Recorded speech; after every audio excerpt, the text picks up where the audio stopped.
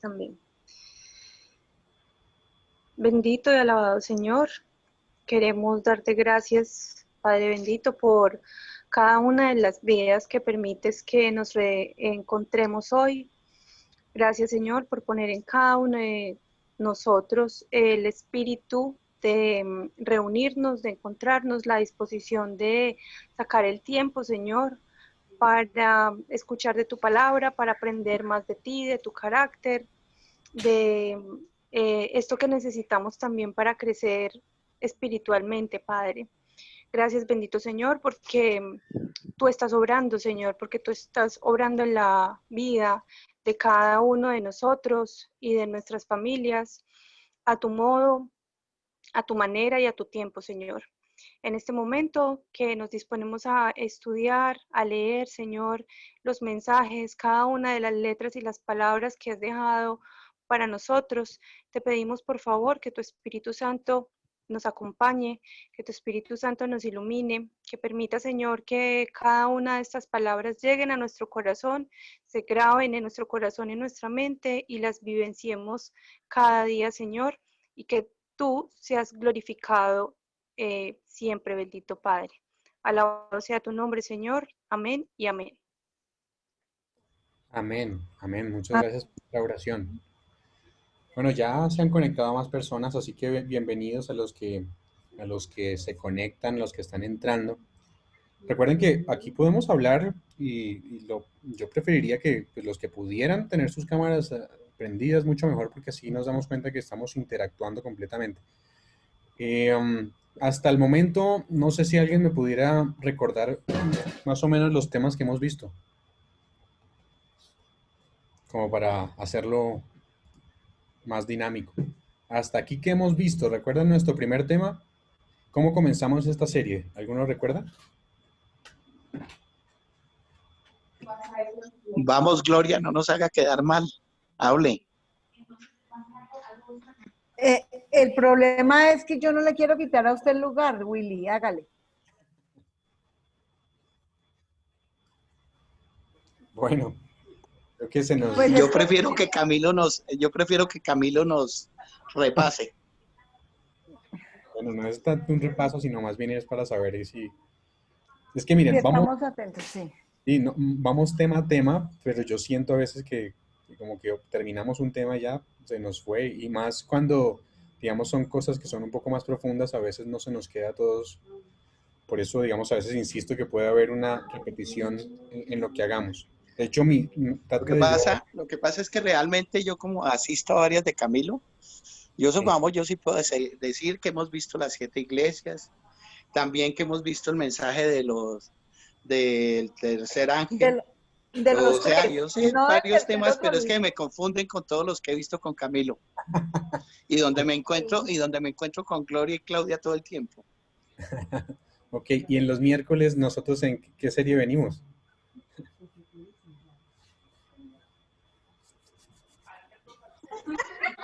Miércoles, ¿qué, Camilo? ¿Qué serie venimos? ¿Con qué serie venimos? Ay, qué pena, Camilo, pero se está recortando y no te oigo completo lo que dices. ¿A los demás me escuchan? Sí, yo creo que es el internet de Willy.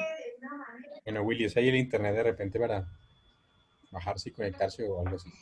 Bueno, venimos hablando entonces del santuario.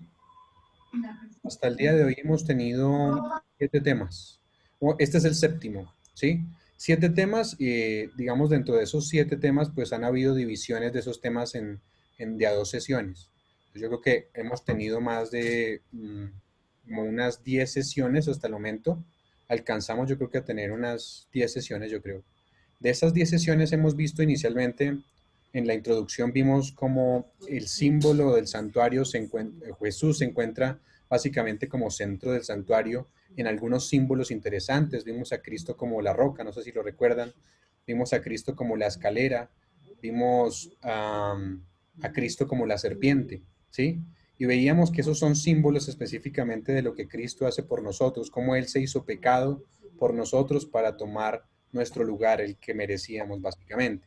Después comenzamos a ver el año de la agricultura judío, no sé si lo recuerdan, Cuando vimos el año de la agricultura judío, hubo cosas bastante interesantes. Por ejemplo, en qué momento se daba la cosecha, qué tipos de cosecha habían, en qué momentos del año se recogían. Todo eso lo vimos específicamente. Eso era el tema, digamos, base para entrar ya en la historia, digámoslo así, de la iglesia, tanto del pueblo de Israel después como la iglesia cristiana. En el pueblo de Israel vimos cómo se cumplió detalladamente el año de la agricultura judío, ¿sí? Es decir, hubo una fiesta en donde básicamente vemos cómo nació la nación judía a través de la semilla, ¿cierto? Vemos cómo tiene que morir para volver a nacer, hay un periodo de invierno, ¿cierto? Vemos cómo entonces después nace la semilla o crece la semilla y vemos cómo cada una de las fiestas, incluso judías, se veían allí en el pueblo de Israel. Pero decíamos, eso no se quedaba ahí. Entonces, en otra sesión vimos cómo el pueblo de Israel también tuvo específicamente, no solo el pueblo de Israel, sino la iglesia cristiana, también cumplía las mismas etapas detalladamente. ¿Me regalan un segundo, por favor?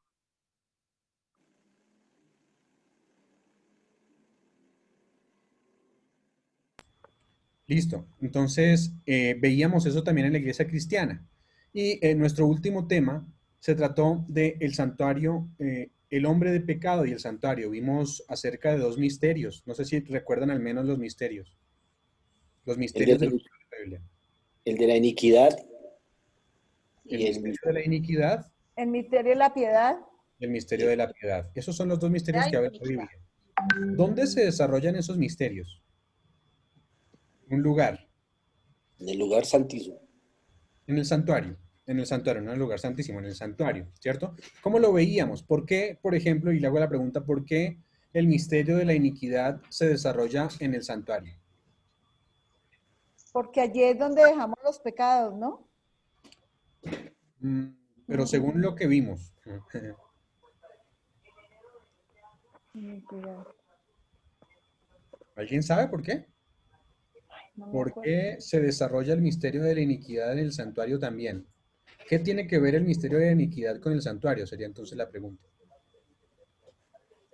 Porque allí Porque ahí nos purificamos. No, señor. Primero, bueno, entonces les hago la pregunta más concreta todavía. ¿Cuál era el misterio de la iniquidad? ¿Dónde lo encontramos? ¿En qué parte de la Biblia encontramos el misterio de la iniquidad? Es como el pecado en pecado entró al cielo, digámoslo así. Pero yo quiero el texto específico. En Ezequiel. Saben que me da un poco de tristeza porque es que lo vimos por lo menos durante 2 horas seguidas. Sí, Entonces me da un poco de tristeza que no me respondan las preguntas porque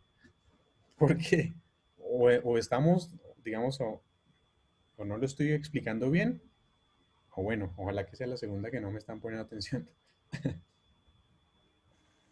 Creo que es en Ezequiel, Camilo.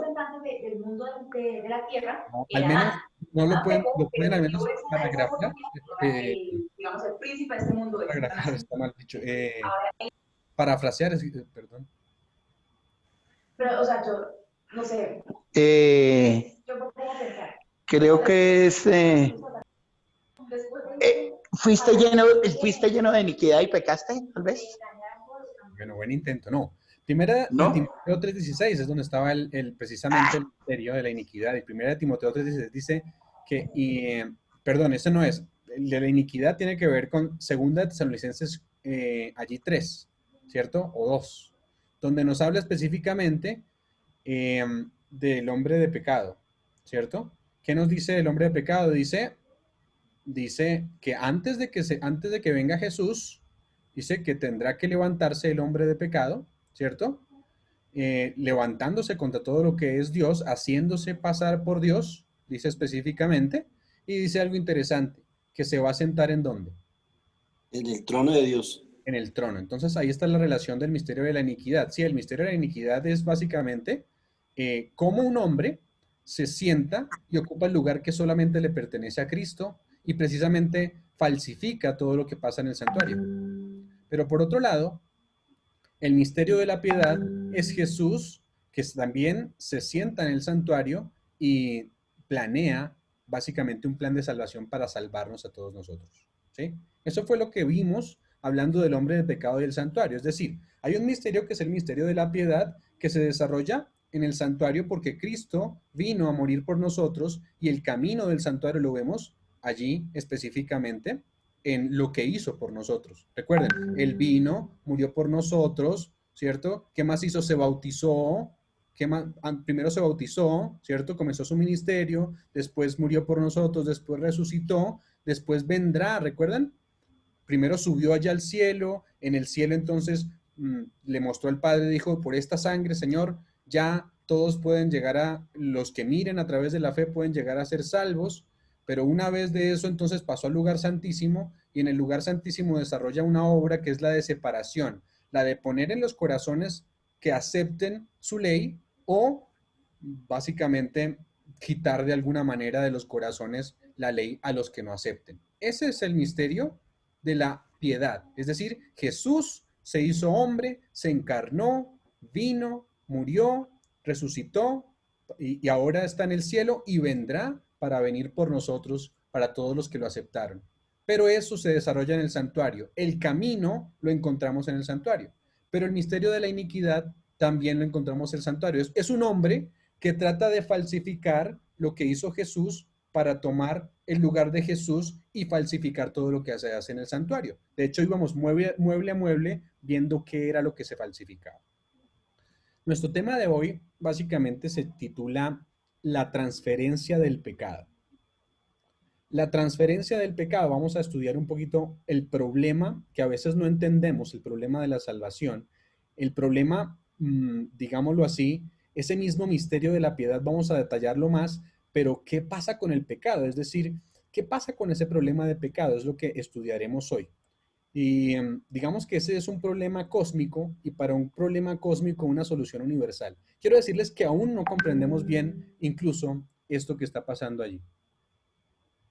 ¿Listo? Ahora, un segundito. Listo. Vamos a ir a Patriarcas y Profetas. Patriarcas y Profetas, página 55. Y quiero decirles que, voy a leerles allí la página allí, pero dice específicamente, antes de nombrarles allí el texto, cuando hablamos del plan de la salvación, normalmente nosotros pensamos en términos limitados, ya les dije. Decimos normalmente, Jesús vino a morir por mí. Y claro, eso es cierto, Jesús vino a morir por mí.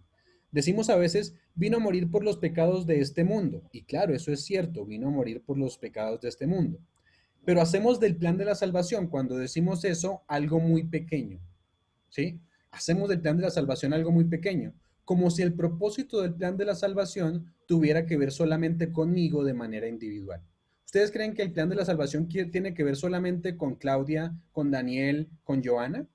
No, el plan de la salvación no es tan estrecho. Claro, estamos involucrados allí, pero no tiene que ver con salvar a Joana, salvar a Daniel, a Mauricio, salvar a Claudia. No tiene que ver tanto con eso. Eso es lo que pasa en el intermedio del plan, ¿cierto? El plan, ese no es el propósito como tal. En esta cita que vamos a leer encontramos que el plan de la salvación es todavía más amplio.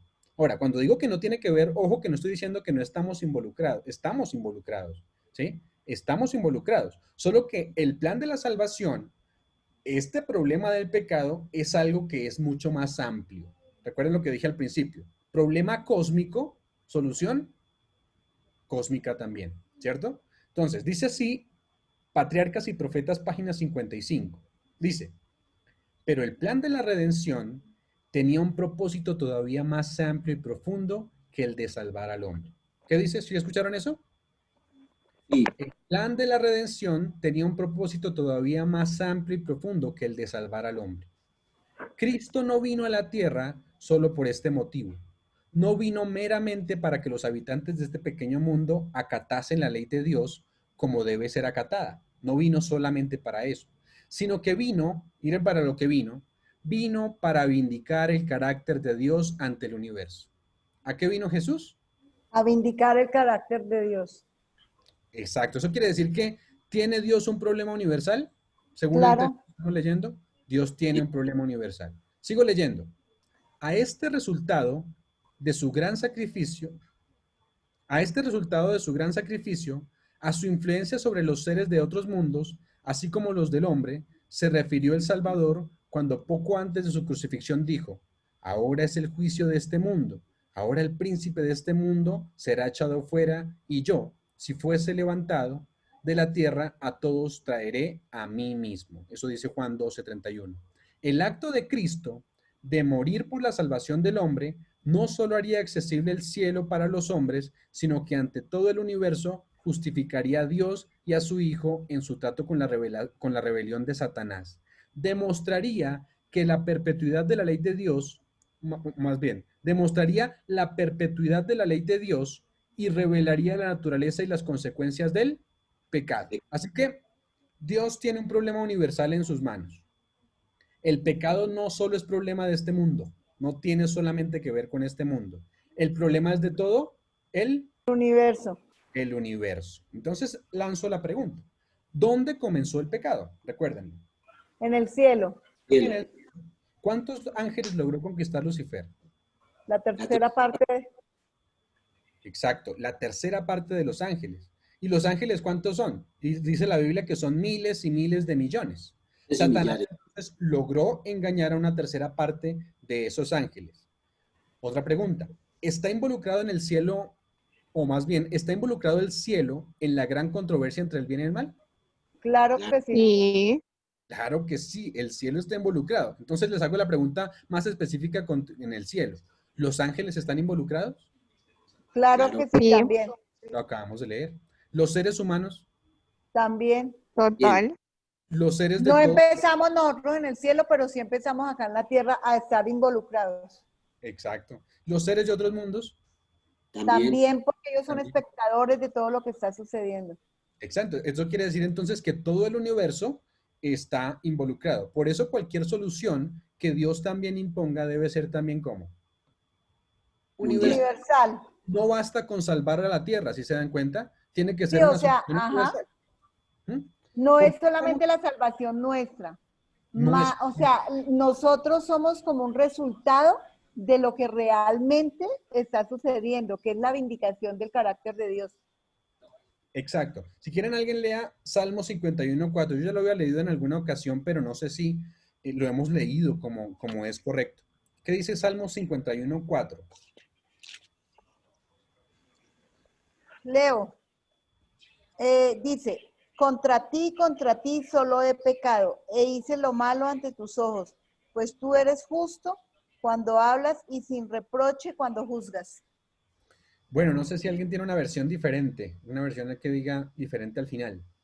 Dice, contra ti solo he pecado y he hecho lo malo delante de tus ojos, para que seas reconocido justo en tu palabra. Y he tenido por puro en tu juicio. Y tenido por puro en tu juicio, dice allí, ¿cierto? O sea, ese versículo, digamos, aparte de la versión que leyó Gloria, ¿cierto? Hay una versión que dice que tenido por puro en tu juicio. Está diciendo David, contra ti, Señor, contra ti he pecado, pero he hecho lo malo delante de tus ojos, dice, pero vengo a ti a pedirte perdón para que seas reconocido justo en tu palabra y tenido por puro en tu juicio. Eso quiere decir que hay un juicio que se está realizando ¿para quién? Para la vindicación. Para Dios. Sí, sí. Exactamente, para la vindicación del carácter de Dios. Para Dios, el juicio específicamente del que hemos estado hablando todo este tiempo, no solamente en esta sesión, tiene que ver con un juicio que se le hace a Dios. No es un juicio que se nos están haciendo a nosotros. Vamos a darnos cuenta ahorita más detalladamente. Ahora, Dios, cuando nos creó, ¿cierto? Porque Él comenzó a crear, porque Él crea por amor, Dios nos creó y, digamos, ya existía el problema del pecado. Una vez que nos creó, Dios es nuestro Padre, ¿no? Nosotros somos sus hijos. Eso quiere decir que Dios es moralmente responsable. Dios es moralmente responsable ¿de quiénes? De nosotros. ¿Por qué? Porque Dios nos creó. Es decir, por ejemplo, si yo tengo mis hijos mis hijos, yo soy moralmente responsable de mis hijas, ¿sí? ¿Qué pasa si mis hijas salen y de repente, no sé, al ascensor y en el ascensor rompen el vidrio? ¿A quién le toca pagarlo? A usted como papá. A mí como papá. Ahora, ¿quién fue el que cometió el error estando aquí en la tierra? Nosotros, Adán, ¿cierto? los Primeramente, hijos. Adán y Eva, sus hijos los Ajá. cometieron. Ahora, ¿Adán y Eva podían pagar? No, No, No, no. ¿Quién era moralmente responsable por Adán y Eva? nuestro creador. Dios. Dios. Así que el juicio específicamente se desarrolla en torno a Dios, básicamente por la aseveración que un día hizo Satanás de que Dios no era un Dios justo. Ya vamos a desarrollar más bien este tema, ¿sí? ¿Alguien iba a decir algo por ahí? No. Ok. La mejor forma para entender el problema que Dios tiene específicamente, ya lo vimos, y la descripción, digámoslo así, detalladamente se encuentra en el libro de Job. No sé cuántos han leído el libro de Job, pero es un libro fascinante que a veces, digamos, también menospreciamos un poco. La historia de Job refleja completamente el problema que está Dios viviendo. Demuestra que el universo está involucrado, que este mundo es la comprobación, este mundo es la prueba de la gran controversia entre Cristo y Satanás. Satanás levantó argumentos en contra del gobierno de Dios, argumentos que deben ser contestados específicamente por Dios. Y no vamos a leer el libro, pero ya todos conocemos la historia, al menos los dos primeros capítulos. De hecho, conocemos la historia de Job. Vamos a hablar de algunos apartes de Job. Sabemos que Job, el primer capítulo nos dice que un día se presentaron los hijos de Dios en un concilio celestial. Sí, sí lo han leído, ¿cierto? Job Sí, 1.6 nos dice que se presentaron los hijos de Dios en un concilio celestial. La pregunta es, ¿quiénes son los hijos de Dios? los Adanes de todos los mundos. Bueno, específicamente son los Adanes, ¿sí? Si ustedes, por ejemplo, van a Lucas 3 y ustedes van al versículo 38, Lucas 3 dice que Adán es hijo de Dios, ¿sí? Allí específicamente lo dice, está hablando de la genealogía, pero terminando llega hasta Adán y dice hijo de Set, hijo de Adán, y después Adán dice hijo de Dios. Interesante, los hijos de Dios son las criaturas que él ha creado. Y un día se presentaron entonces ante el concilio celestial los hijos de Dios. Definitivamente tenía que ir de este mundo ¿quién? Adán, Adán. porque Adán era hijo de Dios. Pero ¿qué pasó? ¿A Adán dónde? fue, Adán Ajá. le arrebataron su corona. Le quitaron la corona en algún momento, ¿no? ¿A dónde fue colocado Adán para gobernar cuando fue creado? ¿Dónde fue colocado Adán? En el Edén. En el Edén, en la tierra, exactamente, ¿cierto? Adán fue colocado como patriarca del planeta Tierra, delegado por Dios para representar al mundo en las reuniones que celestiales. Ese era el delegado que había escogido Dios, Adán, porque Adán lo creó y Adán era perfecto, sin mancha en ese momento. Eso también nos está diciendo, este capítulo de Job nos dice que Dios tiene reuniones frecuentemente. Dios tiene reuniones frecuentemente. Los hijos de Dios, entonces, son los representantes de los mundos que no cayeron. Entonces estamos hablando que aquí vino Adán, vinieron los diferentes representantes de los diferentes mundos que no cayeron, pero hay algo interesante. ¿Será que También los Satanás. también Satanás? Dice al final del versículo 6. Exacto. ¿Será que los ángeles estaban presentes allí también? Sí. En ese No, concilio. yo creo que no. Claro, ustedes han visto cuando habla por ejemplo, Apocalipsis nos habla del trono de Dios. De hecho, Apocalipsis les cuento ahí, ya lo hemos hablado también, pero es una fiel copia, se desarrolla en el santuario, ya lo hemos dicho, ¿no? El primer capítulo tiene que presentar a la Trinidad, a la deidad específicamente, y lo muestra. Están los 7 espíritus, está Jesús y está Dios Padre. Está el Espíritu Santo, está Jesús, está Dios Padre. Pero dice que también están los ángeles alrededor sirviéndole, ¿sí? Así que en ese concilio estaban los hijos de Dios, pero seguramente tienen que estar los ángeles también. ¿Por qué? Porque los ángeles también tienen que ver con todo lo que se desarrolla aquí. De hecho, son espíritus ministradores, dice la Biblia, ¿cierto? Esos que están al lado del trono, también pendientes de todo lo que está ocurriendo. Entonces, en la representación obviamente estaban los mundos, pero como narra, digámoslo así, Apocalipsis y la Biblia en sus diferentes momentos, narra que también los ángeles están relacionados a esto, ¿no? Ahora, Dios convoca esta reunión. En esta reunión, entonces están todos los representantes de los mundos habitados del universo. Y entre los hijos de Dios, como dijo ya Gloria hace un momento, y eso lo conocemos todos, vino Satanás, que no es hijo de Dios, ¿cierto? Eso es lo interesante. Dentro de los hijos de Dios vino Satanás, que no era hijo de Dios, uno que discordaba allí en el cielo. Cuando Dios entonces ve a todos sus hijos y ve a Satanás, le pregunta, ¿qué le preguntó? ¿Recuerdan? ¿Qué haces aquí? ¿Qué haces tú aquí? ¿Sí? ¿De dónde vienes? Le hace la pregunta. ¿Qué haces aquí y de dónde vienes? ¿Y qué respondió? Versículo 7 el primer libro de Job. ¿Saben qué le respondió? ¿Vengo de qué? De rodear la tierra. De hecho, interesante que la palabra que se utiliza ahí tiene que ver con rodear. Nos está diciendo que la tierra es redonda. La Biblia decía que la tierra es redonda ya hace mucho. Simplemente un tip ahí, ¿cierto? ¿Vengo de qué? De rodear la tierra y de andar por ella. Eso fue lo que dijo Satanás. Antes de que Jesús muriera en la cruz, ¿Satanás tenía acceso entonces a las reuniones celestiales? Sí, ¿cierto? Según el libro de Job, sí. Satanás entonces tiene acceso ¿a qué? A las reuniones celestiales. Satanás iba al cielo entonces representando este mundo. ¿Por qué? Básicamente lo dijo Gloria también hace un momento. ¿Qué pasaba con Satanás? ¿Qué pasó con Adán? Satanás le quitó la corona de este mundo a él. ¿Recuerdan el texto que dice que somos esclavos de quien servimos? Sí. Y él tomó Adán, decisión. exacto. ¿Adán a quién servía inicialmente? A Dios. A Dios, o sea que era el siervo de Dios. Sí. Sí. Pero una vez pecó, ahora entonces dice la Biblia que somos esclavos de nuestras concupiscencias. Cuando nosotros pecamos, somos esclavos del pecado. ¿Y quién es el padre del pecado? Satanás. Básicamente somos esclavos de Satanás. Entonces por eso dice la Biblia que somos esclavos, sea de Dios para vida eterna o de Satanás para perdición. ¿Sí? Pero somos esclavos. En ese momento entonces Satanás se hizo siervo y Satanás tomó el control completo de este mundo porque tiene súbditos. Todos los que pecan, dice la Biblia, son del diablo. ¿Sí? Entonces Satanás pecó y entonces, Adán pecó y por lo tanto, entonces tuvo que ceder su dominio. Entonces, según el libro de Job, antes de que muriera Jesús en la cruz, Satanás tenía acceso a las reuniones celestiales. De hecho, eso es otro tema interesante.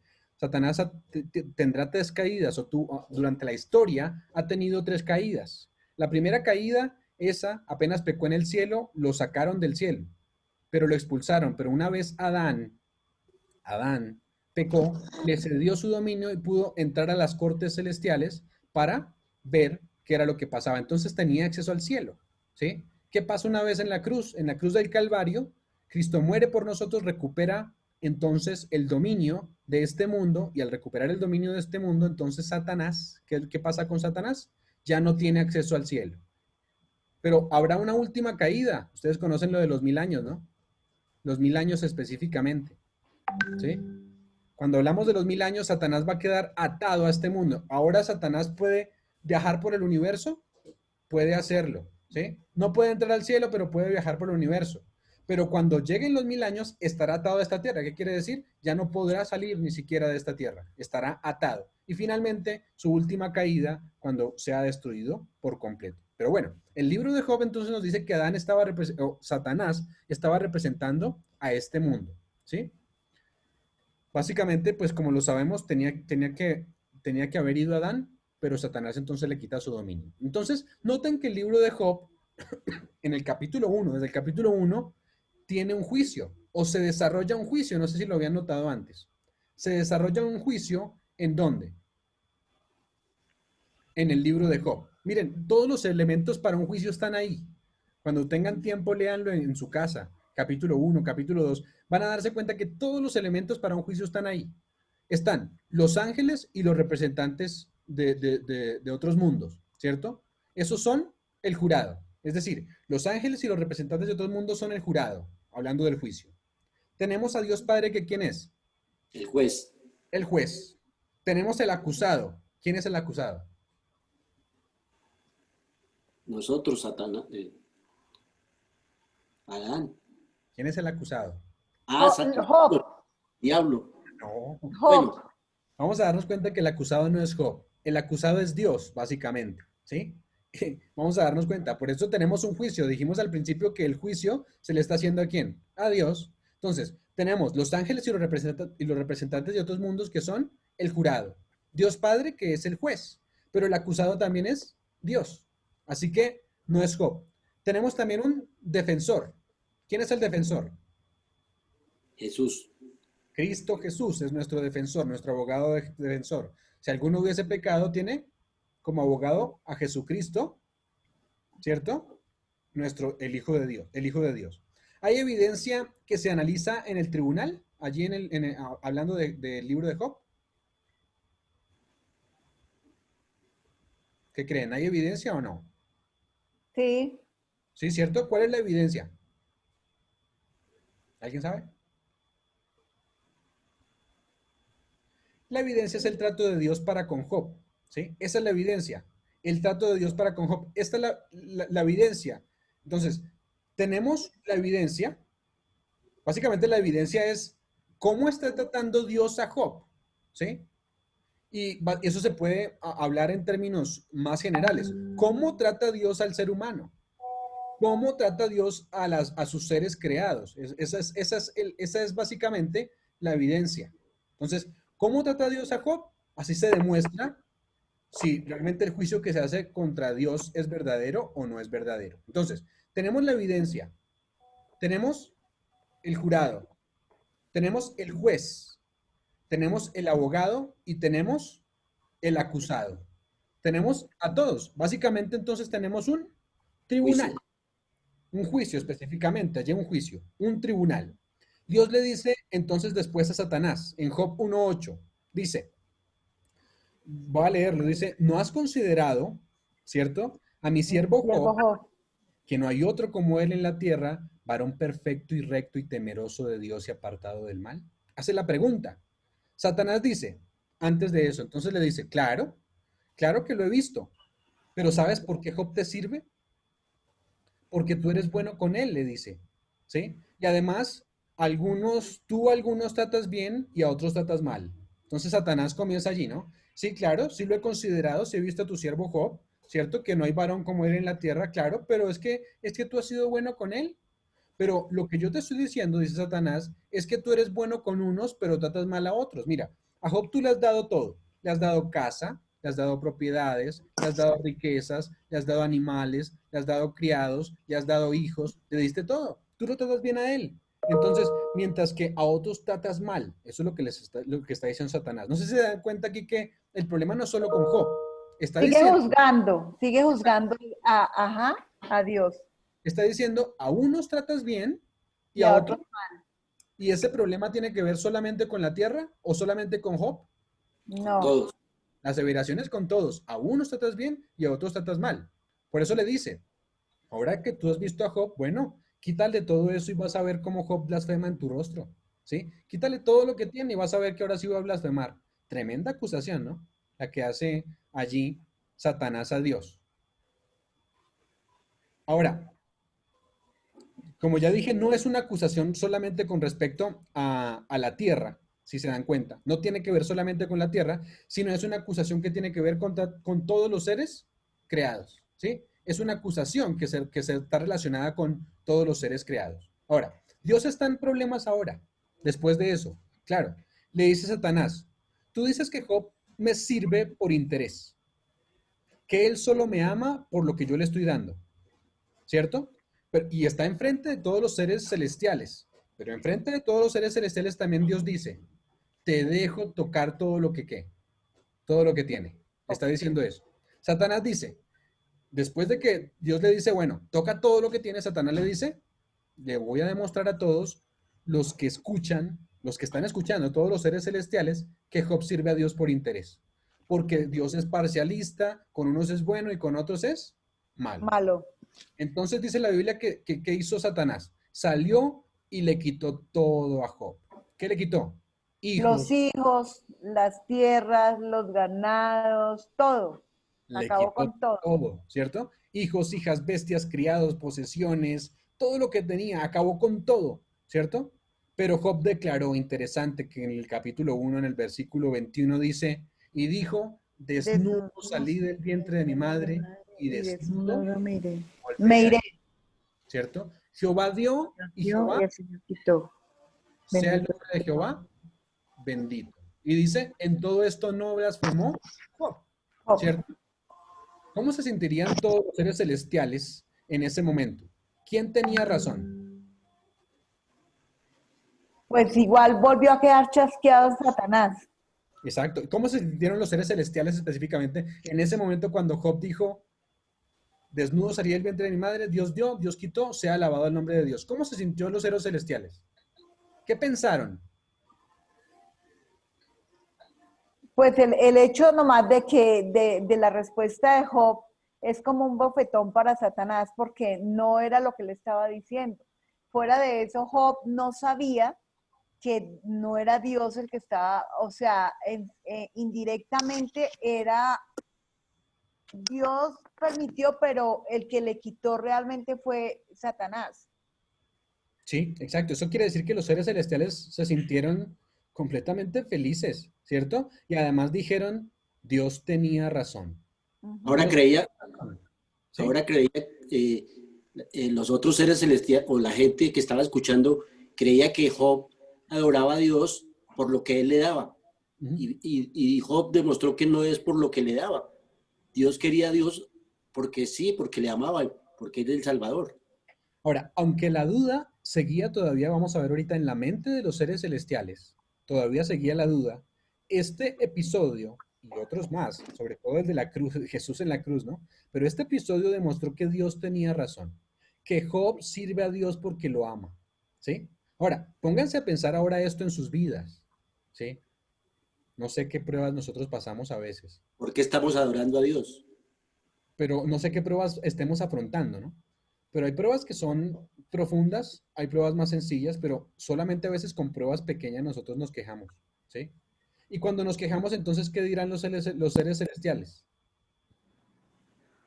No, este no es la evidencia. Dios realmente no es un Dios justo, es lo que dicen los seres celestiales, ¿no? O es lo que piensan, ojo, ojo, es lo que piensan, ¿no?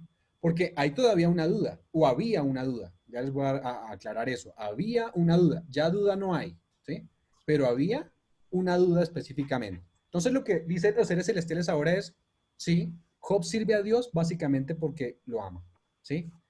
Pero bueno, viene un segundo concilio entonces en el libro, Job 2, ¿no? Aparece nuevamente ¿quién? Satanás. Otra vez la pregunta, ¿de dónde vienes? ¿Qué responde Satanás? Lo mismo. De rodear al mundo. De rodear la tierra y andar por ella. Sí. Y Dios vuelve a decir, otra vez vuelve a decir, mira el problema, otra vez se mete Dios en problemas, ¿no? Dios vuelve a decir, ¿no has visto a mi siervo Job, cierto? Que es varón recto y temeroso, que a pesar de que le quitaste y que me incitaste contra él, todavía confirma su inocencia, ¿sí? Todavía fue capaz de servirme. ¿No lo has considerado? ¿Cierto?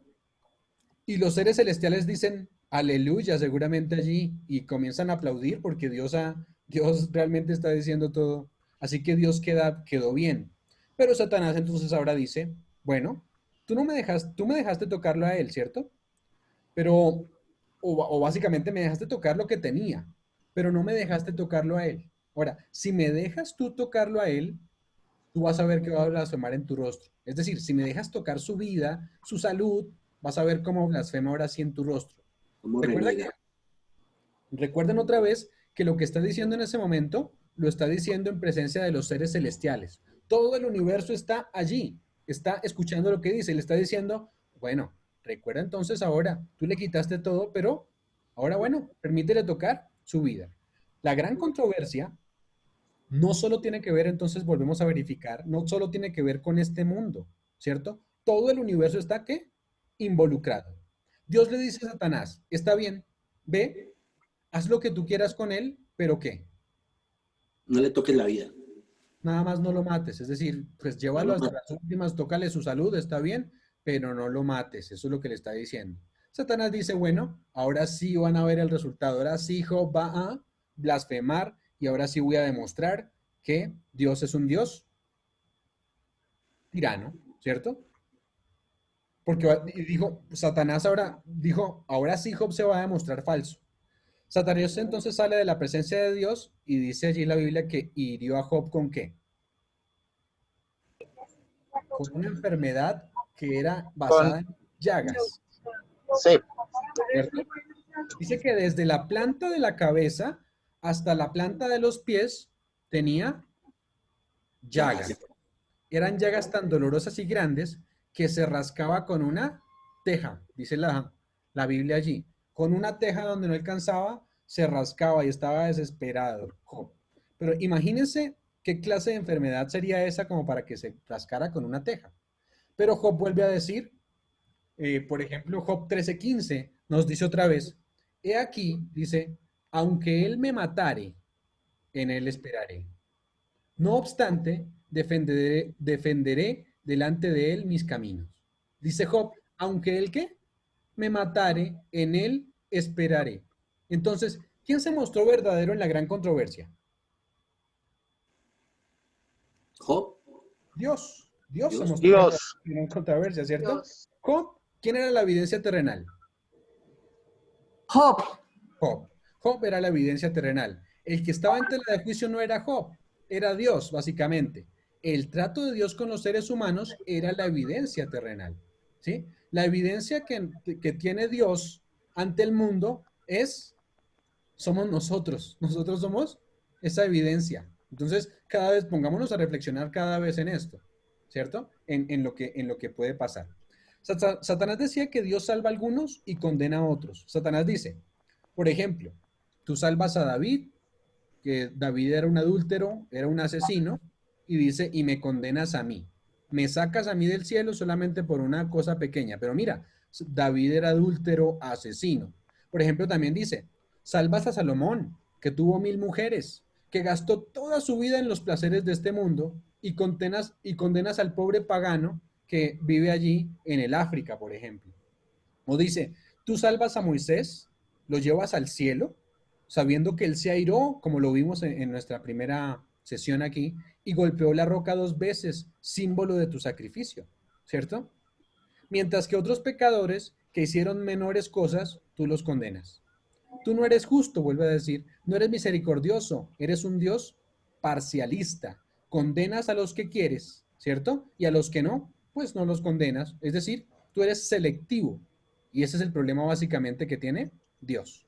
Elena de White dice que Satanás logró sembrar en las mentes de los ángeles leales a Dios esas dudas y preguntas en cuanto a su carácter. Eso lo dice Elena de White allí. Ustedes lo pueden leer. Ellos se preguntan, los ángeles se preguntan, ¿de veras? Miren a David, un adúltero, y Dios lo salvó. Dios no lo condena, sino lo salva. Miren a Saúl, por ejemplo, por el otro lado. Era malo, sí, claro, desobedeció, pero Dios permitió que el diablo actuase a través de él. ¿Cómo así? ¿Qué clase de Dios es ese? Salva a los que quiere, condena a los que no quiere. Es un Dios arbitrario. Eso es lo que dice Satanás de Dios. Y básicamente lo que necesita Dios es que se imponga una solución como universal, porque dense cuenta, en las mentes de los seres celestiales había dudas, en las mentes de los otros mundos había dudas, ¿cierto?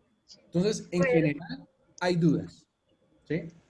Además de esto, por ejemplo, también dice Satanás, a través de la historia, parece que ha habido injusticias, por ejemplo, durante la Edad Media, ¿cierto? ¿Cuántos miles de santos murieron que eran justos? Miles de santos durante la Edad Media. El cuerno pequeño, básicamente, que era malo, destruía a los santos que eran buenos. ¿Acaso los santos no debían permanecer y los malos morir? ¿Qué creen ustedes? Claro, ¿cierto? Eso es como lo natural. ¿Cómo es que los santos entonces mueren? ¿Sí? Pero bueno, ya vimos lo que... Entonces, ¿qué fue lo que hizo Satanás? Sembrar dudas en las mentes del universo diciendo que de Dios es un Dios selectivo.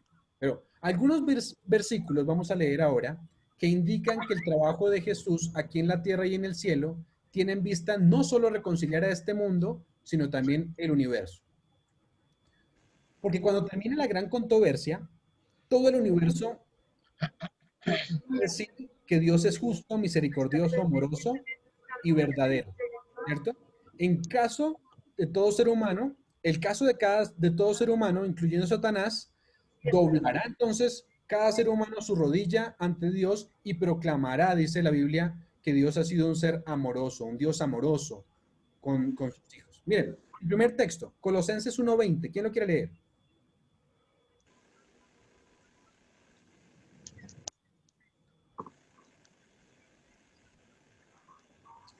Desde el 19, si quieren, leanlo.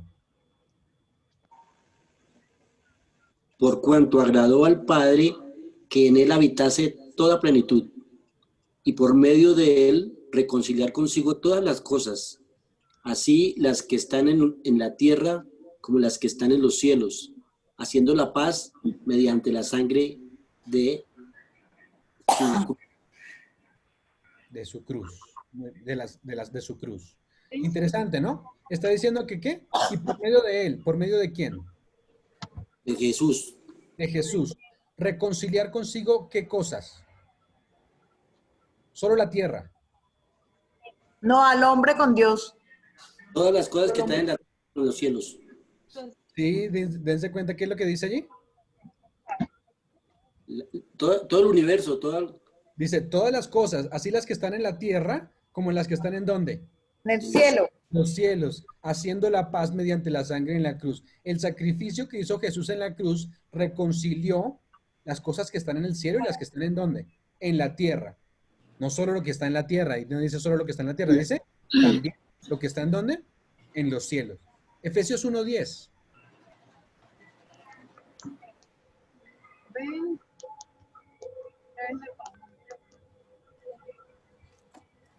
Efesios 1:9 y 10, perdón, otra vez. ¿Lo leo? Sí, por favor, gracias, Dios. Y nos dio a conocer el misterio de su voluntad, según su beneplácito, que había propuesto en Cristo, para que llegado el tiempo reuniera en él bajo una sola cabeza todo lo que está en el cielo y lo que está en la tierra. Todo lo que está en el cielo y lo que está en ¿dónde? En la En la tierra. En la tierra. Si tiene que reunir algo, Jesús, es porque las cosas estaban como Regadas, o sea, Dispersas. estaban esparramadas. exacto, dispersas, ¿cierto? Tiene que reunir entonces el cielo y la tierra. No solo la tierra, sino el cielo también están involucrados en la gran controversia. Cami, ¿Sí? en el versículo 10 hay una cita que nos manda Colosenses 1:20. Ah, qué bueno. Y es como ratificar lo que dice acá. Dice, y por medio de él reconciliar consigo todas las cosas, así lo que está en la tierra como lo que está en los cielos, haciendo la paz mediante la sangre de su cruz. Exacto, esa es la cita que acabamos de leer también, ¿cierto? Entonces, esas dos citas nos están diciendo que no solo la tierra, sino el cielo están involucrados en la gran controversia. Hay preguntas en las mentes de los seres celestiales que deben ser respondidas. ¿Y se responden en dónde? ¿En dónde creen que se responden todas estas incógnitas en el tema que estamos estudiando? Pues En el en cielo. todo lo que está sucediendo, ¿no? O sea, en lo que vivimos a diario. Exacto. Las cosas o estas preguntas incógnitas se resuelven en el santuario, básicamente. Allí es donde se resuelve. ¿Por qué? ¿Cómo responde Dios a esas preguntas? Vamos a verlo mucho más adelante, seguramente en la siguiente sesión. Hoy vamos a ver algunas cosas. Sigamos. ¿Cómo responde Dios? Los ángeles y los seres que nunca cayeron están involucrados, ya lo vimos. ¿Quiénes más? Los ángeles que cayeron, ¿también están involucrados? Claro. También, ¿cierto? Que Dios los excluyó, porque ellos dicen que también Dios los excluyó, pero que Dios los excluyó, pero que a otros Dios no los excluye, ¿cierto? Él es un tirano. Dios salva a uno y Dios salva a otros. Entonces está involucrado los ángeles leales y los ángeles también caídos. También están involucrados los humanos penitentes, pero por otro lado están involucrados los humanos impenitentes, los que no pecaron, o los que no pecaron no, los que aceptaron a Jesús, ¿no? Entonces, ¿cuántos grupos de seres humanos habrá o hay? Dos. Todos. ¿Cierto?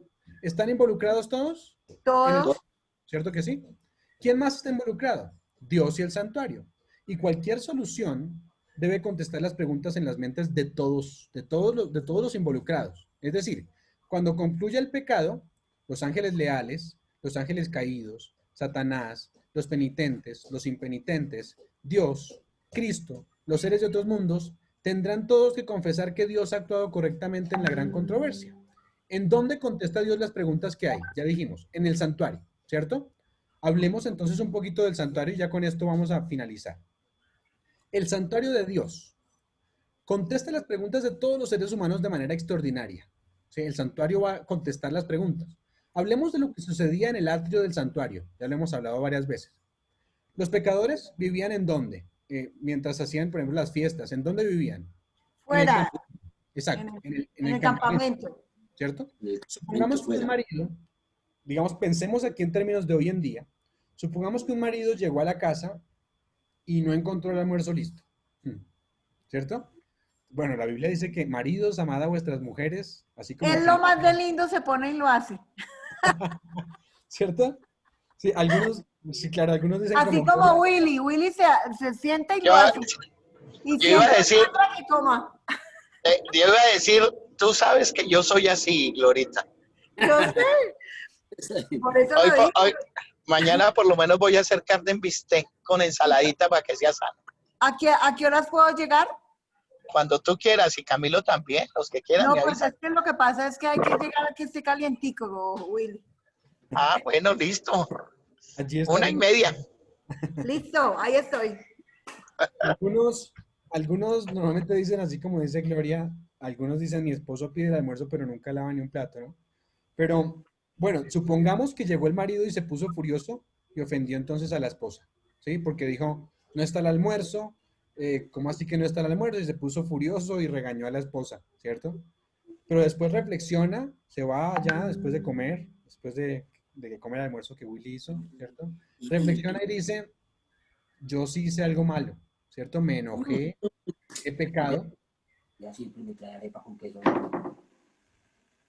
¿A quién le van a dar arepa con queso? Ya cerré, ya. Entonces, reflexiona y dice, sí, yo he hecho algo malo, me enojé, pequé. Entonces, de repente va al patio, digamos que tiene un corral allí, detrás de la casa, y busca entonces un corderito sin mancha. Y dice, por mi enojo, voy a ir al santuario a llevar este sacrificio.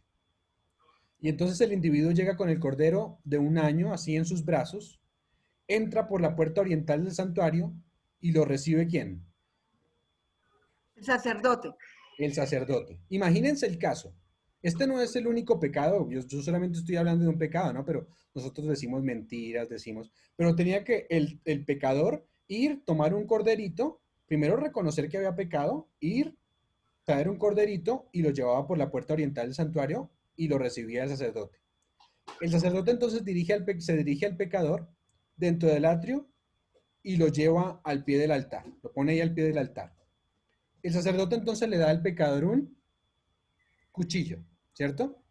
Y el sacerdote le dice al pecador, mire que lo que estamos leyendo está en Levítico 4, cuando tengan tiempo háganlo, ¿cierto? Pero el sacerdote se dirige dentro del atrio, lo lleva al pie del altar, el sacerdote le da al pecador entonces un cuchillo y después le dice, recuerden que también hay algo interesante, mientras más alto rango, ¿cierto? Tenía una persona dentro del pueblo, pero rango espiritual, ojo, mientras más alto rango espiritual tenía una persona, tenía que llevar un animal como más costoso, ¿no? más costoso, ¿cierto? Sí. Por ejemplo, el sacerdote llevaba un toro, ¿cierto? Pero los humildes llevaban 2 palominos. Los pecados de los dirigentes, lo que nos está diciendo el santuario es que son más graves porque tienen más influencia a la demás gente, ¿sí? Esos pecados son más graves. Bueno, pero el sacerdote le decía al pecador, coloca tus manos sobre el cordero y confiesa tu pecado. Entonces el pecador coloca sus manos sobre el cordero, sobre la cabeza de ese cordero y confesaba su pecado. Luego el sacerdote entonces le decía, toma el cuchillo que tienes en tu mano y degüella al animal. Uy. ¿Sí? Córtale la garganta para que se desangre y muera, básicamente le decía. Imagínense la escena, ¿cierto? ¿El cordero tenía culpa? Para nada. No, no tenía culpa. De hecho, no sé si ustedes han escuchado las verdaderas historias allí del cordero, pero con el tiempo se volvió costumbre. Pero inicialmente, ese cordero que se sacrificaba, no sé cuántos tienen perro y lo quieren mucho aquí. no, aquí no tenemos personas que tienen perros. Bueno, imagínense actualmente, digamos, una persona que tenga un perro así que lleve, no sé, bueno, era un año, pero digamos, supongamos que lleva 12 años con esa persona. Ese corderito era como el perrito, ¿cierto? De hecho, se decía que en la antigüedad, el que tenía un corderito iba por ejemplo, si se partía una patica, decía que él iba y lo vendaba y dormía con él. Prefería dormir con él incluso que a la esposa, mientras él se sanaba. Eso era la relación que tenía normalmente el amo con su corderito. Por eso ustedes podrán acordarse, por ejemplo, del caso de David y cuando, digamos, cuando estuvo con Betsabé, que se acerca al profeta Natán y Natán le cuenta de la historia de un hombre que tenía 100 ovejas, ¿cierto? O que tenía muchas ovejas y le cuenta la historia de uno que tenía solamente uno y que el hombre que tenía muchas ovejas le quitó la que tenía, ¿sí? Básicamente nos está hablando, nos está diciendo cuál era la situación que se atravesaba con el cordero, ¿sí? La situación era que era un animal que no era solo el animal, era su mascota, pero no era alguien con el que se había encariñado. Ahora, por culpa del pecado, entonces cuando llega, él tiene que matarlo, ¿sí? ¿Sí? Imagínense la circunstancia, la situación. Alguien a quien amaba porque ya de tanto tiempo le tenía mucho cariño y ahora tiene que matarlo porque un día llegó y vació a la esposa o se puso bravo con la esposa, ¿cierto? Eso era lo que pasaba, esa era la esposa. Entonces, toma el cuchillo que tiene en sus manos, degüella el animal y tiene que llevarlo, confesar su pecado y matarlo, ¿cierto? Ahora el animal entonces queda inerte sobre el altar. Allí queda el animal. Básicamente, si ustedes, alguien hizo allí la cuenta, desde el año 1445 que se establece el sistema de sacrificios, antes existía digamos, por casa, ¿no? Pero desde 1445 antes de Cristo, que se establece el sistema de sacrificios oficialmente en el santuario, hasta el año 70, que se destruye el santuario después de Cristo, más o menos solamente los sacrificios de la mañana y de la tarde. Ustedes recuerdan que los sábados era doble, en la mañana habían dos, en la tarde habían dos los sábados, pero solo hablemos de los sacrificios de la tarde y la mañana. 1.200.000 corderos se sacrificaron en ese tiempo, imagínense. Además, ya hemos dicho que habían otros tipos de sacrificios, ¿no? Solo estamos hablando de los de la mañana y de la tarde. Así que el número de víctimas eran millones seguramente. Y todos tenían la misma historia. Tantos animales que básicamente no tenían ninguna culpa, tuvieron que ser sacrificados por el pecado de una persona. Ahora, ¿qué significa lo que hacía el pecador? El pecador se arrepentía. ¿En dónde creen que se arrepentía inicialmente? En el campamento. Sí, exacto, estaba en su casa seguramente, ¿cierto? El pecador se arrepentía primero en su casa porque si no se hubiera arrepentido, pues No no iba hubiera traído al el santuario. cordero, Sí, ¿cierto? claro. Entraba al santuario y colocaba sus manos ahora sobre la cabeza. Ahora, ¿por qué sobre la cabeza? Porque estaba como traspasando sus pecados, ¿no? Exacto, ¿cierto? Los pecados eran transferidos al cordero. ¿Y dónde radica el pecado? ¿Dónde está el pecado? En la mente, ¿cierto? En la conciencia. Se transferían entonces los pecados sobre el cerebro, específicamente sobre la conciencia. Y algo tremendo entonces sucedía. Donde antes el pecador era culpable y el cordero era inocente, después de colocar sus manos y degollarlo, el cordero era culpable y el pecador ahora era inocente, ¿cierto? Una transacción increíble que a veces ni siquiera dimensionamos porque hoy en día no tenemos que hacer ese tipo de símbolos. Solamente cuando vamos a pedir perdón, transferimos nuestros pecados ¿a quién? Inicialmente a Jesús, que murió por nosotros en la cruz. Ahora, la pregunta que voy a hacer es, ¿la sangre limpia o contamina? Limpia. ¿Quién dice que la sangre limpia? ¿Sí? Yo ¿Y quién digo. dice que la sangre contamina? No, Tu papito. Contamina. Llevan las pizzas de William. ¿Qué dijeron don Diego y doña? Ay, perdón. Donde dice ¿Cómo? secreto. No, Eh, aquí. Ay, ya. No, que digo que la sangre, yo pienso Sí, que está bien. Jesús al derramar su sangre nos limpió. Muy bien, claro, eso lo dice la Biblia, ¿no? Entonces, por ejemplo, ustedes pueden leer Apocalipsis 7:14, que dice, yo le dije, Señor, tú lo sabes, y él me dijo, estos son los que han salido de la gran tribulación y han lavado sus ropas y las han emblanquecido en la sangre del Cordero, ¿cierto? Ujú. Sí. Por ejemplo, dice que la sangre contamina. Y por ejemplo, primera de Juan 1:9, ¿qué hace la sangre? Dice, si confesamos nuestros pecados, Él es fiel y justo para perdonar nuestros pecados y limpiarnos de toda maldad. Así que la sangre sí limpia, pero quiero decirles que la sangre también contamina. La sangre limpia, ¿sí? Pero la sangre también contamina. ¿A quién limpiaba la sangre? A los pecadores. ¿Y a quién ensuciaba la sangre? Al pobrecito animal que tiraban allá al desierto.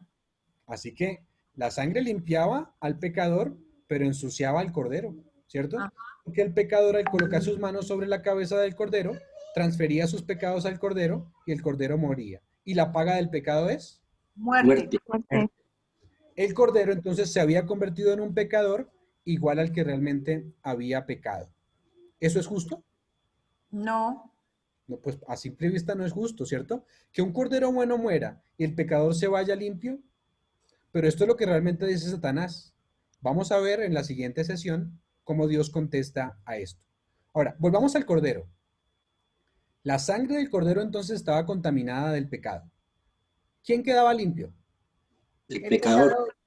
¿Quién quedaba sucio? el cordero. La sangre limpia al pecador, pero la sangre limpia Ensucia al cordero.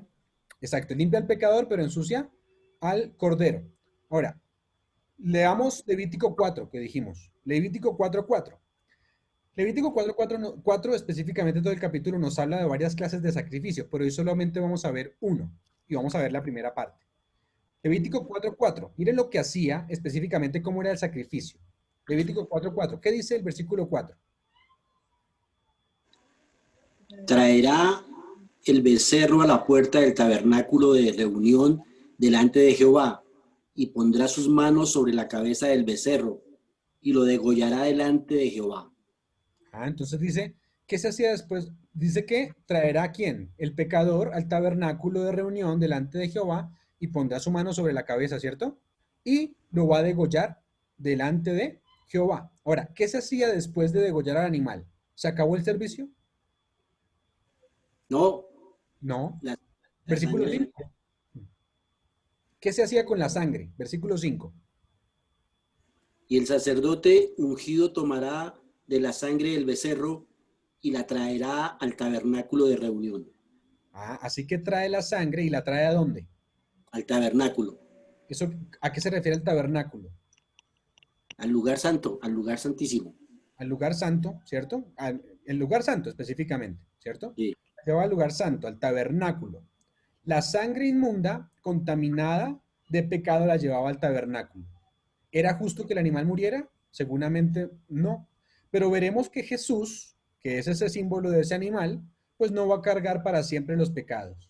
No es justo que muera, pero como no es justo que muera, la justicia tiene que ver con darle el merecido a quien realmente lo hizo. Entonces lo que vamos a ver y lo que ya sabemos muchos es que Jesús no va a cargar ese pecado por siempre, ¿cierto? Jesús cargó el pecado en la cruz, lo transfirió al santuario, pero de allí no se va a quedar para siempre. Alguien va a tener que pagar. Es decir, no hay justicia inicialmente en que muera un justo, no hay justicia en que muera Jesús, pero no eso que quiere decir que Jesús no se va a perder, ¿no? Jesús no va a tomar nuestros pecados para siempre. Los tomó para salvarnos, pero alguien tendrá que tomar esos pecados. Versículo 6. El sacerdote mojará su dedo en la sangre y la rociará 7 veces hacia el velo del santuario. Entonces, ¿qué hacía el sacerdote con la sangre? Rociar regaba. la sangre en el santuario, allá en el lugar santo.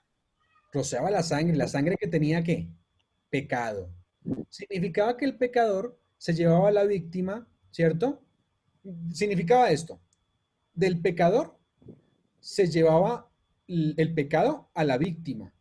Y de la víctima se llevaba ¿a dónde? Al santuario.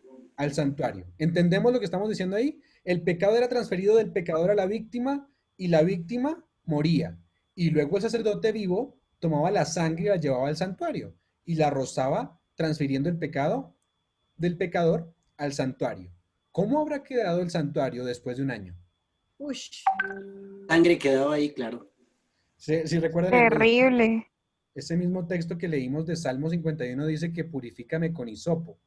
La rociaban con hisopo y un hisopo es eh, bastante larguito, ¿no? Entonces, lo que podemos pensar es que básicamente cuando él rociaba la sangre tenía que caer en otros lugares también. Eso quiere decir que eso era inmundicia, como lo dice la fuera Biblia. de que la sangre huele tan feo. Exacto, por eso dice, purifícame, la Biblia dice, purifícame con hisopo y seré limpio. Definitivamente entonces el santuario quedaba contaminado. Bueno, hasta el día de hoy hemos visto básicamente cómo era la transferencia del pecado. ¿Cuál era el juicio que específicamente se hizo o en qué consiste el juicio? Hoy lo vimos, ¿no? El juicio consiste en que Satanás un día dijo que Dios era un Dios no justo, ¿sí? El juicio tiene que ver con Dios y no directamente con nosotros. Nosotros simplemente somos testigos dentro del juicio y estamos involucrados como evidencia, pero nosotros no somos la principal causa por la cual se hace el juicio. El juicio lo hizo Satanás un día en el cielo y nosotros estamos demostrando eso. Vamos a seguir la siguiente vez viendo lo que pasa en este capítulo, qué pasa y cómo se transfiere este pecado. Lo interesante aquí es que definitivamente vemos en la Biblia, en el camino del santuario, el plan perfecto de la salvación. El juicio era para Dios, pero como estamos involucrados, Dios va a demostrar un día que Él es un Dios amoroso y que todo lo que hizo, lo hizo de manera justa, lo hizo de manera correcta. Así que recordemos cada vez que, digamos, durante esta semana que pasamos, que somos evidencia en el cielo. No sé cómo serán nuestras vidas, no sé qué problemas estemos atravesando, pero Dios ha prometido que nos va a salvar y eso lo va a cumplir. Nosotros somos unos simples espectadores, una simple evidencia que a veces hace quedar mal a Jesús, porque a veces hace pensar que Dios realmente es un Dios injusto y lo pensamos así. Pero todo lo que está haciendo lo hace porque Él es justo y nos va a dar nuestro merecido al final, ¿cierto? Si lo hemos aceptado, Él va a dar el merecido, que es la vida eterna. Si lo hemos rechazado, nuestro merecido será, pues perdernos, básicamente porque no lo hemos hecho. Entonces, sí, definitivamente Dios demuestra su amor para con nosotros en que, aún siendo hijo de Dios, no estimó el ser igual a Dios, sino que bajó para salvarnos. Entonces, recordemos eso, recordemos que el camino, por eso dice, lo decía bien, alguno de los salmos dice allí, tu camino, oh Dios, está en el santuario. Cuando vamos al santuario, comprendemos todo. No sé si han escuchado también ese salmo que dice o lo han leído. El salmo dice que se sentía, no entendía, dice tal vez allí David o Salomón, David, dice no entendía específicamente por qué algunos que parecen ser malos les va bien y a otros que parecen ser buenos les va mal, les va mal, ¿sí? No lo entendía. Pero Si no dice más estoy mal, es adelante, el Salmo 73. Si no estoy mal. ¿y cómo dice más adelante? ¿Qué es lo que dice? Espéreme que lo voy a buscar. Ok, lo que dice, voy a saltarme rápido, lo que dice allí el texto es básicamente que solamente cuando entró en el santuario comprendió que el destino de los injustos era para perdición, aunque les fuera, entre comillas, bien en esta vida, pero el destino de los justos era para salvación. Y por eso dice más adelante David que mejor es estar un día en su santuario que muchos días fuera de él. Que eso sea lo que deseemos. Mejor es un día estar en tu casa, en tu santuario, que un día fuera de él. Porque hoy lo que parece que muchos son justos, parece a nuestra vista, pero muchos de los que son justos y que les va bien y de los que tenemos envidia, pues realmente no son tal cosa. Y van a ser destruidos en el santuario específicamente. Sí, Y Camilo, otros, 73. y lo dice así, ¿no? Dice, Entonces, porque tuve envidia de los arrogantes, ofrecerán dones. Todos los reyes se postrarán ante él, le servirán todas las naciones, porque él librará al menesteroso que clame, al afligido que no tenga socorro. Tenga misericordia del pobre y del necesitado, y salvará la vida de los pobres. amén. Amén. Eso es lo que dice allí. Entonces, el camino sí está en el santuario. Tenemos que comprender esto. El juicio entonces se hace para Dios, pero somos evidencia. Si somos evidencia, entonces cambiemos nuestro sentir, a pesar de que a veces no entendamos por qué se dan las cosas, entendemos que nuestra solución está en el santuario y que Dios lo solucionará. Así que cualquier problema que estemos afrontando en esta noche, dejémoslo en manos de Dios. Él sabe por qué lo hace. La muerte también es solamente un estado temporal. Solamente un estado temporal para los que dicen, para los que aceptan a Jesús. La muerte, los problemas, todo lo que vivimos en este mundo es temporal. Fijemos nuestra mirada en el cielo, que es donde está nuestra recompensa. Que el Señor nos ayude, que el Señor nos transforme y que nos ayude a comprender esto de la transferencia del pecado, que es tan importante. Problema cósmico, solución universal. Terminaremos nuestro tema entonces la próxima vez, pero muchas gracias por estar esta noche y que Dios nos bendiga. No sé si alguno tiene una pregunta, un aporte, alguna queja, reclamo. Bueno. Bien, No, Cami. no, gracias, Camilito. Todo muy bien y no te preocupes con lo que estabas diciendo al principio. Tranquilo que el Espíritu Santo está haciendo su obra, sobre todo en gloria. No te afanes. Y créame que estoy feliz porque sí, ya desde que su merced lo haya notado, eso me hace más feliz todavía. Bueno, que sí. Yo sé que a veces desmayamos en este intento, pero mire, si nos vamos, por ejemplo, a conectar y a estudiar la palabra de Dios, es mejor que lo hagamos de corazón, ¿sí? Y las personas que quieran hacerlo, aquí vamos a seguir, así se conecte una persona más. Es nuestro Tú no te, deber. sí. Ujú. Camilo, Sí. te iba a decir, no, tú no te afanes que tú sabes que, hablando lo más serio, porque es que como a mí nadie me toma en serio, pero es que el Espíritu Santo está haciendo su trabajo, chico. Y así Sí. sea una pequeña parte de lo que tú estás hablando, la persona lo están captando y eso es la semilla que va a crecer y va a crecer y va a crecer abundante, ¿me entiendes? Entonces, tú no te preocupes por eso. Así Cami, es. hay veces no sabemos los títulos, pero si pregunta, hay veces sí, sí nos va quedando. No desmaye, por favor. No, Lo no, que bueno, pasa es que, o sea, así como a quemarropa y uno, pero ¿qué? Queda uno como turruleto. Pero no crea, mire que usted pregunta y es bonito uno darse cuenta que, que usted vuelve y pregunta y uno tiene respuesta y positiva. A mí personalmente eso me fascina porque digo, bueno, sí estoy aprendiendo. Lo que pasa es que como que coger así todo, no. Pero no crea que se está perdiendo el trabajo. El trabajo el Espíritu Santo lo está haciendo como dice Willy. De Claudia les cuento que no sé hasta cuando ella se pueda volver a conectar. Ya gracias a Dios consiguió un trabajo, pero está hasta el cuello. claro, es mucho. Es Bueno, mucho porque es con el Estado y mejor dicho, la tienen de trabajo hasta el tope. bueno, vamos a orar por ella Ay, sí, la verdad sí, me gustaría mucho. y Y a orar dejar, por este grupo también, por este grupo allí, para que nos fortalezcamos, para que estas palabras sean más profundas. Ya estamos terminando temas, seguramente la siguiente vez terminaremos, así que vamos a comenzar otra temática. Yo tengo varias para proponerles, seguramente la siguiente semana comenzamos a proponer algunas para comenzar con la siguiente temática. Hay varias interesantes eh, que podemos comenzar a tratar. amén. Así que muchas gracias por estar esta noche. Voy a pedirle a alguien que nos ayude con la oración. Gracias por las palabras también. Oremos también por todas las personas que en este momento están teniendo como allí problemas de salud. Es que no radican solamente en el COVID. He escuchado en la iglesia, ya tenemos allí el hermano Jaime Lascarro y su esposa, Yanira, que Yanira tiene allí algunos problemas de salud. Y yo sé que a veces se dan es porque estamos encerrados y necesitamos hacer más ejercicio, pero pedirle al Señor que nos ayude también a ser inteligentes en estos momentos en que estamos guardados porque la enfermedad viene. Entonces, oremos también por ellos. Voy a orar por cada uno de ustedes. Ahí donde Gracias. están, entonces, inclinemos nuestro rostro y pidamos al Señor que nos guíe. Señor Jesús, te agradecemos porque esta noche hemos podido estudiar un poco más de tu palabra, Señor. Las respuestas están allí en el santuario, Señor, porque es el lugar que escogiste para mostrarnos el plan de la salvación. Señor, gracias porque lo mejor que podemos encontrar en el santuario es tu muerte.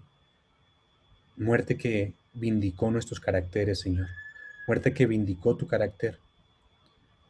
Perdónanos, Señor, cada vez que podemos ser testigos, podemos ser evidencia, pero resultamos ser vil metal. A veces, de repente, nuestras fuerzas flaquean, pero es porque no comprendemos, Señor, que el final de todo esto no es esta vida, sino es el cielo. Así que, Señor, pon en nuestros corazones el deseo cada día de añorar más la eternidad, de querer que vengas pronto, de actuar para que vengas pronto, Señor, y para hacer nuestra parte, que es bien importante. Hoy pedimos especialmente por cada una de las personas que sufren de salud. Por Yanira, Señor, te pedimos en esta noche para que le bendigas, para que la cuides, para que la protejas. También pedimos allí por Claudia, que, bueno, ha entrado a un nuevo trabajo, pero también a veces es un poco agotador y no nos deja también tiempo para pasar contigo, Señor, pero permite que el trabajo sea de equilibrio para ella. Amén. Y ayúdanos a cada uno de nosotros, Señor. No sé, no hemos hablado en esta noche tanto, pero sé que todos tenemos alguna dolencia, alguna petición. Y pido, Señor, que conforme a tu sangre, Señor, de acuerdo a lo que hiciste por nosotros, Señor, tú actúes en nuestras vidas, Señor. Perdona nuestros pecados, perdona nuestra falta a veces de fe, Señor. Síguenos acompañando, pero también danos tranquilidad esta noche para poder descansar. Danos salud esta noche para poder alabar tu nombre, Señor, porque sin salud a veces es más complicado. Dánosla, Señor, y gracias porque respondes a nuestra oración apenas contestamos. Síguenos acompañando, porque lo pedimos en el nombre de Cristo Jesús. Amén.